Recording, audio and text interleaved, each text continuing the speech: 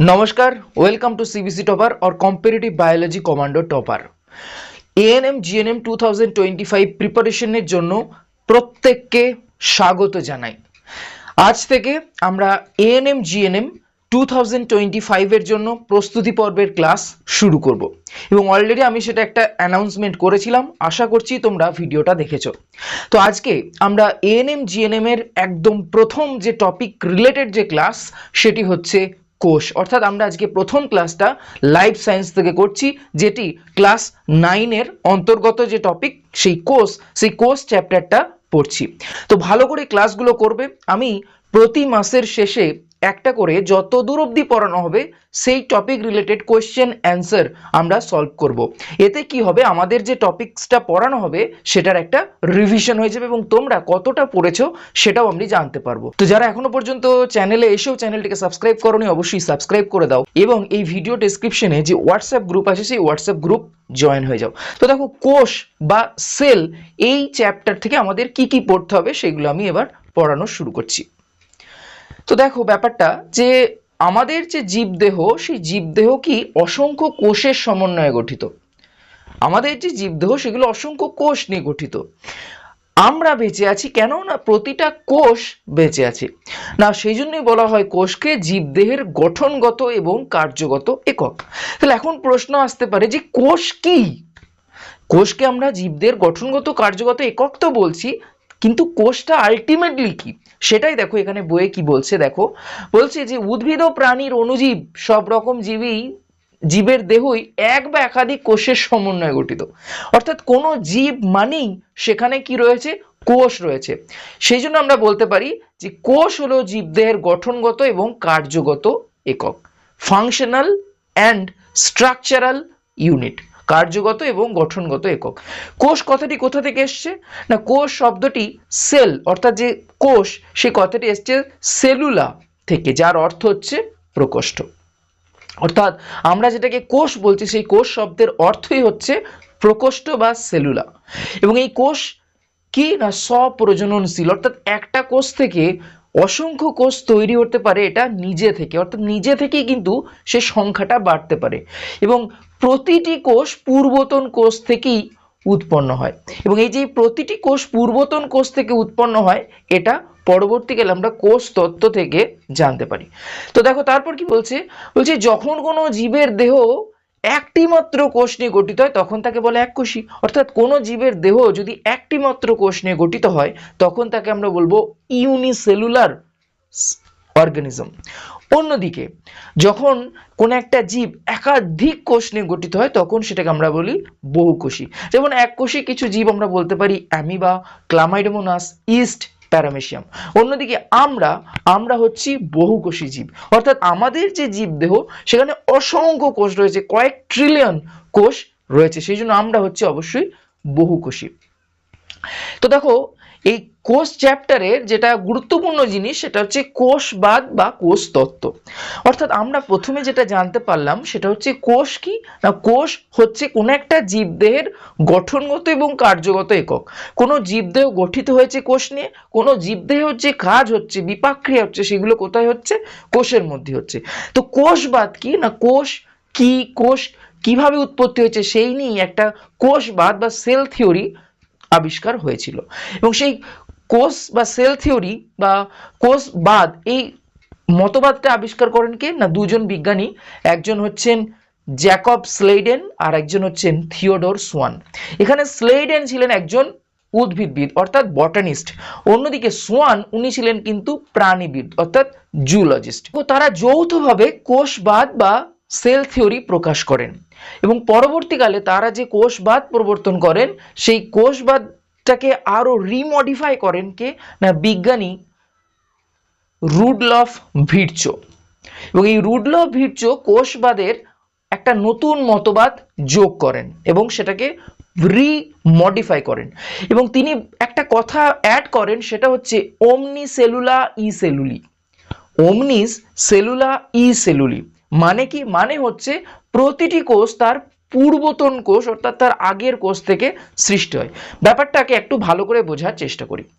দেখো দুজন বিজ্ঞানী স্লেডেন এবং সোয়ান তারা কোষ সম্বন্ধে একটি মতবাদ প্রকাশ করেন যেটাকে বলা হয় কোষবাদ বা সেল থিওরি। তারা কি বলেন? তারা দুটো কথা বলেন। একটা হচ্ছে যে প্রতিটি জীবদেহ নিউক্লিয়াস যুক্ত প্রোটোপ্লাজম সমৃদ্ধ কোষ নিয়ে গঠিত, একটা মতবাদ। আরেকটি মতবাদ দেন, তিনি হচ্ছেন কোষই হলো জীবদেহের গঠনগত ও কার্যগত একক।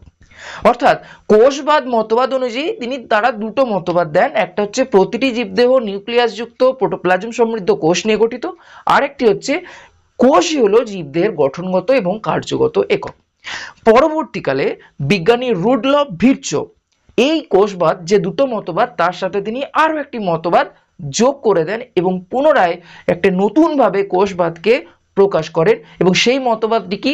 ওমনি সেলুলা ই সেলুলি, অর্থাৎ প্রতিটি নতুন কোষ তার পূর্ববর্তী মাতৃকোষ থেকে উৎপন্ন হয়, এইটা তিনি অ্যাড করে দেন।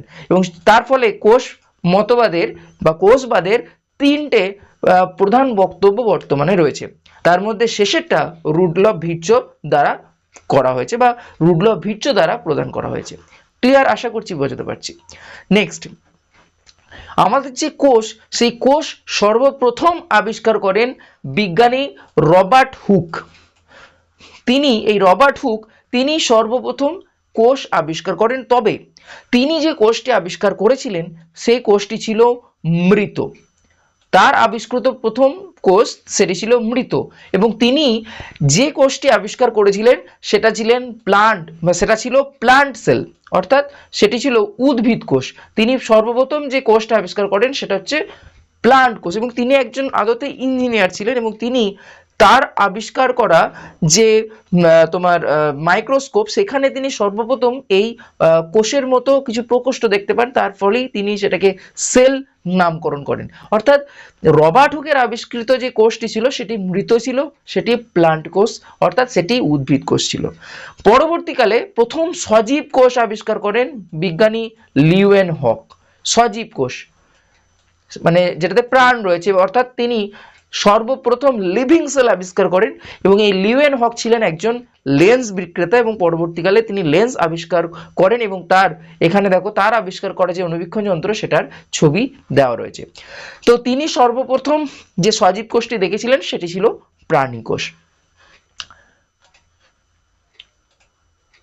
দেখো বর্তমান দিনে তো এখন টেকনোলজির অনেক অ্যাডভান্সমেন্ট ঘটেছে, এবং বর্তমানে তোমরা স্কুলের মধ্যেও দেখতে পাও যে এই মাইক্রোস্কোপটাকে দেখতে পেয়েছো, যেটাকে বলা হয় যৌগিক অনুবীক্ষণ যন্ত্র বা কম্পাউন্ড মাইক্রোস্কোপ, যেখানে দেখো অনেক মডিফিকেশন ঘটেছে। এবং আরেকটি তোমার মাইক্রোস্কোপ স্কুলের মধ্যে তোমরা দেখতে পেয়ে থাকো, সেটা হচ্ছে সরল মাইক্রোস্কোপ বা যেটাকে বলা হয় সিম্পল মাইক্রোস্কোপ বা সরল অনুবীক্ষণ যন্ত্র। এবং বর্তমান দিনে যেটা একদম হাইয়েস্ট লেভেলের টপ মোস্ট যে মাইক্রোস্কোপ সেটা হচ্ছে ইলেকট্রন মাইক্রোস্কোপ। কোষ সম্বন্ধে জানার আগে আমাদের বেশ কিছু জিনিস বা পরিমাপ সম্বন্ধে জানা উচিত। এক নাম্বার হচ্ছে মাইক্রন। মাইক্রন কি জিনিস? তো মাইক্রন হচ্ছে 1 মাইক্রোমিটার সমান হচ্ছে 1/1000 মিলিমিটার। অর্থাৎ আমরা বলতে পারি মিলিমিটার মানে সেটাকে আবার যদি ভাগ করি তার মানে সেন্টিমিটার করলে, সেটাকে যদি আমরা সেন্টিমিটারে নিয়ে যাই তার মানে আবারও আমরা তোমার 100 দিয়ে ভাগ হবে, অর্থাৎ 10⁻⁵ বলতে পারি। অন্যদিকে ন্যানোমিটার মানে হচ্ছে 10⁻৯ মিটার। এখানে দেখো মিলিমিটারে আছে কিন্তু আমি মিটারে বলছি। অন্যদিকে 1 অ্যামস্ট্রং মানে আমরা বলতে পারি 10⁻10 মিটার। এবং সেখানে দেখো ন্যানোমিটারের সাথে অ্যামস্ট্রং এর কিন্তু শুধুমাত্র একটা শূন্য, অর্থাৎ এখানে দেখো 10⁻⁶, এটা দেখো 10⁻⁷ মিলিমিটার আছে। আমরা যদি মিটারে বলি তাহলে মিটারে কিন্তু আমরা ন্যানোমিটারকে বলতে পারি 10⁻৯ মিটার, এবং অ্যামস্ট্রংকে আমরা বলতে পারি 10⁻10 মিটার। এই মাপগুলো কিন্তু আমাদের জানা জরুরি। দেখো নেক্সট সেটা হচ্ছে এখানে দেখো পার্টিকুলার কিছু কোষ রয়েছে, এবং সেই কোষগুলো কি রকম দেখো, লোহিত রক্তকণিকা যে রয়েছে সেটা হচ্ছে যে শেপটা, অর্থাৎ এখানে আকারের উপর ভিত্তি করে আমরা বিভিন্ন রকমের কোষ পাই। যেমন লোহিত রক্তকণিকা এটা দেখো গোলাকার, শ্বেত রক্তকণিকা এটাও দেখো গোলাকার, ক্লামাইডোমোনাস এই কোষটা হচ্ছে ডিম্বাকার, এটা একটা উদ্ভিদ কোষ। নেক্সট দেখো রয়েছে ডায়াটমটাও দেখো একটু চ্যাপ্টা আকৃতির।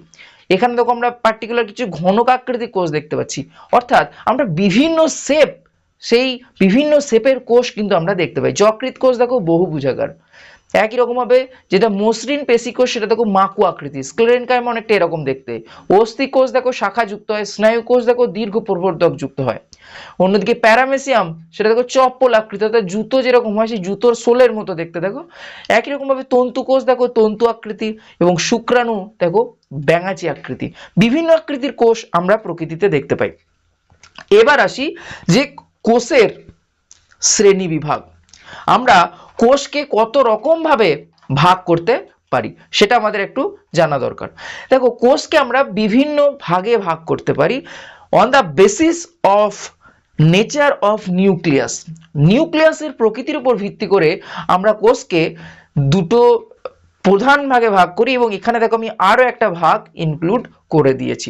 অর্থাৎ কোষকে আমরা প্রধানত বলতে পারি তিনটে ভাগে ভাগ করতে পারি। কি কি না, একটা হচ্ছে প্রোক্যারিওটিক কোষ, একটা হচ্ছে দেখো এখানে টাইপস অফ সেল, একটা হচ্ছে প্রোক্যারিওটিক কোষ, একটা হচ্ছে ইউক্যারিওটিক কোষ, এবং তার মধ্যবর্তী একটা কোষ দেখো রয়েছে সেটা হচ্ছে মেসোক্যারিওটিক কোষ বা সেল। দেখো আমরা এক একটা টাইপস আজকের এই ক্লাসে শুধুমাত্র কোষের প্রকারভেদ বুঝবো, পরবর্তী ক্লাসগুলোতে আমরা কোষের ভিতরে অর্থাৎ প্রোক্যারিওটিক কোষের ভিতরে কি রয়েছে, ইউক্যারিওটিক কোষের ভিতরে কি রয়েছে সেগুলো ডিটেলসে পড়বো। আজকে জাস্ট প্রোক্যারিওটিক কোষের ডিটেলসে সামান্য একটু টাচ করব। তো দেখো টাইপস অফ সেল মানে কোষের প্রকারভেদ।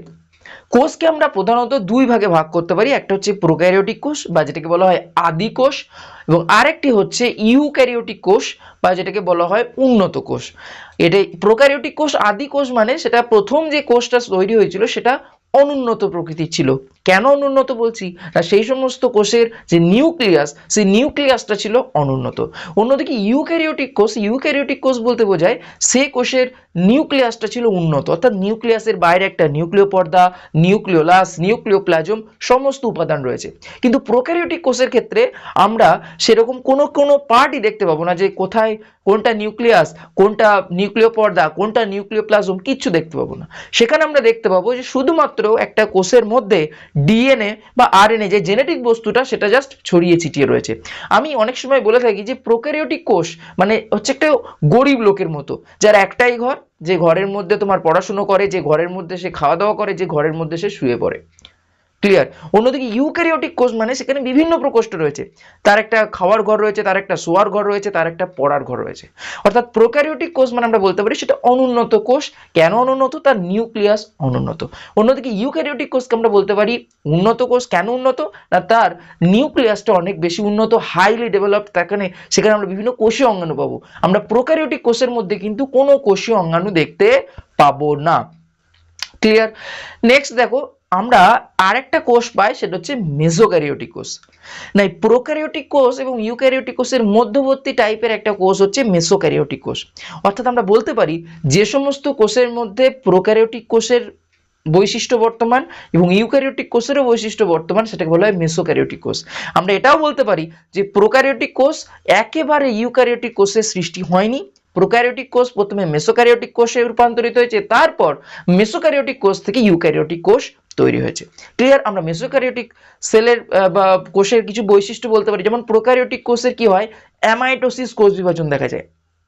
ঠিক আছে, যেখানে আমরা দেখতে পাবো না যে কোনো উন্নত নিউক্লিয়াস রয়েছে। অ্যামাইটোসিস কোষ বিভাজন হচ্ছে মানে কোষটা সরাসরি বিভাজন হয়ে যাচ্ছে। ইউক্যারিওটিক কোষে আমরা দেখতে পাই যে সেখানে মাইটোসিস বা মিওসিস হয়, সেখানে অ্যামাইটোসিস হয় না, এবং সেখানে আমরা দেখতে পাই যে বেমতন্তু গঠন হয়, ক্রোমোজোম গঠন হয়, হ্যানা তেনা। কিন্তু প্রোক্যারিওটিক কোষে সেই সময় হয় না। কিন্তু মেসোক্যারিওটিক কোষের মধ্যে আমরা উভয় বৈশিষ্ট্য দেখতে পাই। দেখি একদিকে ক্রোমোজোম রয়েছে, একদিকে ডিএনএ রয়েছে, নিউক্লিয়াসের মধ্যে রয়েছে, কিন্তু অ্যামাইটোসিস টাইপ অফ নেচার আমরা দেখতে পাই। যেমন প্রোক্যারিওটিক কোষের আমরা উদাহরণ হিসেবে বলতে পারি ব্যাকটেরিয়া, আর্কিয়া, সেগুলো। তাহলে ধরো দেখো প্রোক্যারিওটিক কোষকে আবার দুটো প্রধান ভাগে ভাগ করা যায়।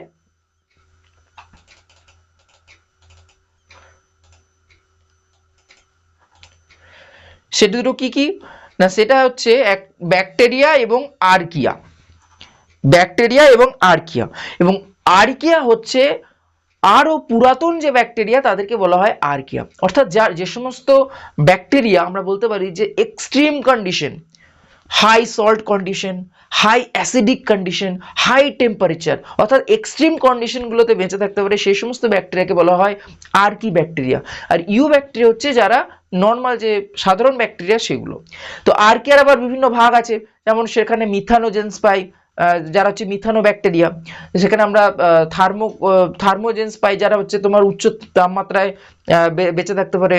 তারপর হচ্ছে থার্মো অ্যাসিডোফাইলস দেখতে পাই, যারা উচ্চ তাপমাত্রা এবং উচ্চ অ্যাসিডিটিতে বেঁচে থাকতে পারে। এরকম বিভিন্ন ভাগ রয়েছে, যেগুলো আমরা পরের ক্লাসে দেখব। ইউক্যারিওটিক কোষকে আমরা প্রধানত যে ভাগগুলোতে ভাগ করতে পারি সেগুলো হচ্ছে, দেখো এখানে টোটাল 4টে ভাগ দেখানো হয়েছে: animal cell, plant cell, fungi cell এবং প্রোটিস্ট। অর্থাৎ এখানে আমরা 4টে ভাগে ভাগ করতে পারি। একটা হচ্ছে প্রাণী কোষ, উদ্ভিদ কোষ, ছত্রাকের কোষ, আর একটা হচ্ছে প্রোটিস্ট বা প্রোটোজোয়ার কোষ। আমরা বিভিন্ন টাইপের কোষ নিয়ে পরবর্তী ক্লাসগুলোতে দেখব। তো অ্যানিমাল কোষ মানে প্রাণী কোষ, প্লান্ট সেল মানে হচ্ছে উদ্ভিদ কোষ, ফাঞ্জি কোষ মানে হচ্ছে ছত্রাকের কোষ এবং প্রোটিস্ট সেল মানে হচ্ছে প্রোটোজোয়ার কোষ। দেখো এখানে একটা ব্যাকটেরিয়ার কোষ দেখানো হয়েছে। দেখো ব্যাকটেরিয়ার কোষের মধ্যে আমরা কি কি অংশ পাই না, ব্যাকটেরিয়ার কোষের মধ্যে আমরা প্রধান দুটো অংশ পাই। একটা হচ্ছে প্রোটোপ্লাজমীয় অংশ, আর একটা হচ্ছে বহিঃপ্রোটোপ্লাজমীয় অংশ, অর্থাৎ প্রোটোপ্লাজমের বাইরে যে অংশ। কি কি বহিঃপ্রোটোপ্লাজমীয় অংশ আমি ছবিতে দেখাবো। আমরা দেখতে সেখানে প্রবর্ধক দেখতে পাই, সেখানে কোষ প্রাচীর, গ্লাইকোক্যালেক্স, কোষ পর্দা দেখতে পাই, সেখানে ফিমব্রি, ফ্ল্যাজেলা ইত্যাদি দেখতে পাই। প্রোটোপ্লাজমীয় অংশে সেখানে আমরা সাইটোসল পাই, রাইবোজোম পাই, মেসোজোম পাই, সঞ্চিত বস্তু পাই, নিউক্লিয়েড পাই, প্লাজমিড পাই, সেটা ক্ষেত্র বিশেষে প্লাজমিডটা, সালোক সংশ্লেষকারী ল্যামেলা পাই, গ্যাস গহ্বর পাই। এবার তোমার মনে প্রশ্ন আসতে পারে যে স্যার কেন বললেন যে প্রোক্যারিওটিক কোষে কোনো কোষীয় অঙ্গাণু থাকে না, কেন? এই তো রাইবোজোমকে দেখতে পাচ্ছি। কিন্তু প্রকৃতপক্ষে এটা জেনে রাখো, রাইবোজোম কিন্তু কোনো কোষীয় অঙ্গাণু নয়। রাইবোজোম স্পেশালি আরআরএনএ নিয়ে গঠিত, সেটা কিন্তু কোষীয় অঙ্গাণু নয়। কোষীয় অঙ্গাণু হতে গেলে সেখানে প্রকোষ্ঠ থাকা দরকার, এর কিন্তু সেরকম প্রকোষ্ঠ থাকে না। দেখো এখানে আমরা একটা প্রোক্যারিওটিক কোষ বা ব্যাকটেরিয়ার কোষ রয়েছে, সেখানে দেখো আমরা এই যে ব্যাকটেরিয়ার যে কোষ, সেখানে দেখো শুধুমাত্র ডিএনএটা ছড়িয়ে ছিটিয়ে রয়েছে, সেখানে কোনো মানে তোমার নিউক্লিয়াস নেই, সেই জন্য সেই ডিএনএটাকে বলা হয় নিউক্লিওয়েড। নিউক্লিওয়েড কি, সে পরীক্ষায় প্রশ্ন দেয়। নিউক্লিওয়েড হচ্ছে প্রোক্যারিওটিক কোষের ডিএনএ কে বলা হয় নিউক্লিওয়েড। কেন না, সেটাই কোনো নির্দিষ্ট নিউক্লিয়াসের মধ্যে থাকে না, সেটি সাইটোসলের মধ্যে বা সাইটোপ্লাজমের মধ্যে জাস্ট ছড়িয়ে ছিটিয়ে থাকে। এবং এই নিউক্লিওয়েডেরই আরেকটা নাম আছে, সেটাকে বলা হয় জেনোফোর। জেনোফোর হচ্ছে নিউক্লিওয়েডেরই আরেকটা নাম, যেটাকে জেনোফোর বলে। তোমরা এটাকে খেয়াল রেখো, পরীক্ষায় কিন্তু প্রশ্ন দেয় যে জেনোফোর কি, এবং অথবা মানে জেনোফোর কোন ধরনের কোষে দেখতে পাওয়া যায়, সেটা কিন্তু তুমি প্রোক্যারিওটিক কোষের মধ্যেই দেখতে পাবে জেনোফোর। এছাড়া এই ব্যাকটেরিয়া কোষের একদম বাইরে যে আবরণটা থাকে সেটাকে বলা হয় ক্যাপসুল। ক্যাপসুলের বাইরেও আবরণ থাকে, যেটাকে ওই গ্লাইকোক্যালিক্স বলে। এবং এর কোষ প্রাচীর থাকে, কোষ প্রাচীরটা যে প্রধান উপাদান নিয়ে গঠিত সেটাকে বলা হয় পেপটাইডোগ্লাইকান। এখানে কিন্তু সেলুলোজ থাকে না, ব্যাকটেরিয়ার যে কোষ প্রাচীর সেটা গঠিত হয় পেপটাইডোগ্লাইকান নিয়ে। এবং দেখো এখানে এই ব্যাকটেরিয়ার গায়ে দেখো অসংখ্য সরু সরু সুতোর মতো অংশ দেখতে পাচ্ছ, যেগুলোকে বলা হয় ফিমব্রি। ফিমব্রি কি করে না, ফিমব্রি এদের অ্যাটাচমেন্টে সাহায্য করে, কোন একটা বস্তুর সাথে ধরে থাকতে বা অ্যাটাচমেন্টে হেল্প করে। এবং এছাড়া এখানে পার্টিকুলার অংশ দেখা যায় সোজা সোজা এরকম, মানে বাঁকা নয় আর কি, তাদেরকে বলা হয় পিলি। কি বলে? পিলি। এবং এই পিলি কি করে না, এই পিলি হচ্ছে ওদের যখন রিপ্রোডাকশন হয় সেই রিপ্রোডাকশনে হেল্প করে, যেটাকে বলা হয় সেক্স পিলি। ঠিক আছে। এবং এদের দেখো মেসোজোম থাকে, এই মেসোজোম কি না এদের কোষের কোষ প্রাচীরটা স্থানে স্থানে এরকম ভাঁজ হয়ে যায়, এবং যারা মাইটোকন্ড্রিয়ার ন্যায় কাজ করে, অর্থাৎ সেখানে শ্বসন হয়, সেটাকে বলা হয় মেসোজোম। এবং রাইবোজোম তো রয়েছে, রাইবোজোম হচ্ছে এমন একটা কোষীয় অঙ্গাণু যেটা প্রোক্যারিওটিক, ইউক্যারিওটিক, মেসোক্যারিওটিক সমস্ত কোষের মধ্যে থাকে, মানে বাবা লোকনাথের মতো জল, স্থল, অন্তরিক্ষ সব জায়গায় রয়েছে আর কি। আর অন্যদিকে এখানে দেখো কিছু ফ্ল্যাজেলা রয়েছে, যারা হচ্ছে সন্তরণে সাহায্য করে। তাহলে এটা একটা প্রোক্যারিওটিক কোষ। এবং আমরা আজকের এই সেশনের একদম শেষ টপিক যেটা বুঝবো সেটা হচ্ছে ইউক্যারিওটিক কোষের জাস্ট কি কি রয়েছে সেটা জানবো। পরের ক্লাসে আমরা উদ্ভিদ কোষ, প্রাণী কোষ সেইগুলো নিয়ে আলোচনা করব। তবে একটা ইউক্যারিওটিক কোষ মানে একটা জটিল কোষ, সেখানে বিভিন্ন রকমের কোষীয় অঙ্গাণু আমরা দেখতে পাবো। সেই কোষীয় অঙ্গাণুগুলোর মধ্যে প্রধান যে ইউক্যারিওটিক কোষ, সেখানে কি রয়েছে না, একটা হচ্ছে কোষ প্রাচীর, কোষ পর্দা, আর হচ্ছে প্রোটোপ্লাজম। কোষ পর্দাটা অ্যাকচুয়ালি প্রোটোপ্লাজমের অংশ বলবো, কোষ পর্দাটা সাইটোপ্লাজমের অংশ নয়। প্রোটোপ্লাজমেরই অংশ কোষ পর্দা। এই কোষ প্রাচীর শুধুমাত্র আমরা উদ্ভিদ কোষের ক্ষেত্রে দেখতে পাই। প্রোটোপ্লাজমকে আবার দেখো দুটো ভাগে ভাগ করেছে, একটা হচ্ছে সাইটোপ্লাজম আর একটা হচ্ছে নিউক্লিয়াস।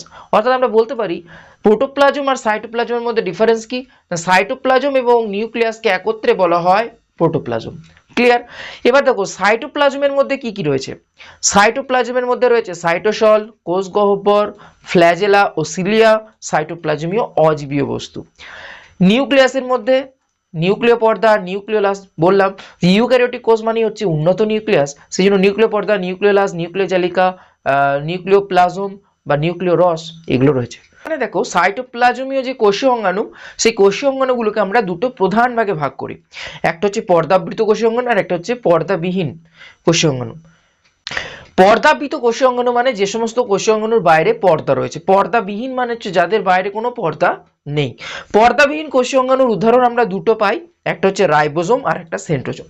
পরীক্ষায় খুবই প্রশ্ন দেয় যে নিচের কোনটি পর্দাবিহীন কোষীয় অঙ্গাণু, অবশ্যই রাইবোজোম অথবা সেন্ট্রোজোম, এই দুটো অপশনে মানে যে কোনো একটা থাকলে তবেই সেটা অ্যান্সার হবে। সেন্ট্রোজোম আমরা উদ্ভিদ কোষের ক্ষেত্রে দেখতে পাই না, সুতরাং উদ্ভিদ কোষে একমাত্র পর্দাবিহীন অঙ্গাণু হচ্ছে রাইবোজোম। অন্যদিকে প্রাণী কোষে রাইবোজোম এবং সেন্ট্রোজোম উভয় হচ্ছে পর্দাবিহীন কোষীয় অঙ্গাণু। পর্দাবৃত কোষীয় অঙ্গাণুকে আবার বিভিন্ন ভাগে ভাগ করা যায়, একটা হচ্ছে একক পর্দাবৃত আর একটা হচ্ছে দ্বি-একক পর্দাবৃত। অর্থাৎ কিছু কোষীয় অঙ্গাণু রয়েছে যাদের বাইরে একটা পর্দা রয়েছে, তাদেরকে বলা হয় একক পর্দাবৃত। কি কি একক পর্দাবৃত কোষীয় অঙ্গাণু রয়েছে দেখো ভালো করে। যে যে একক পর্দাবৃত কোষীয় অঙ্গাণু রয়েছে সেগুলো হচ্ছে গলগি বস্তু, লাইসোসোম, এন্ডোপ্লাজমিক জালিকা, মাইক্রোবডিজ।